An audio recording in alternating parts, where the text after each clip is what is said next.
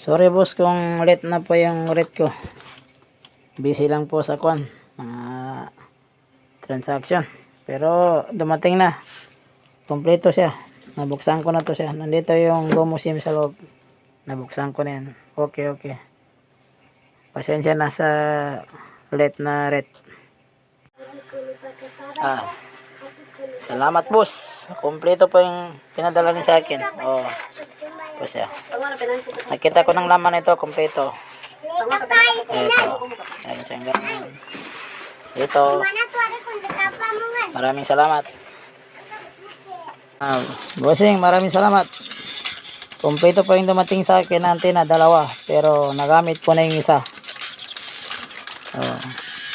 Okay siya, okay.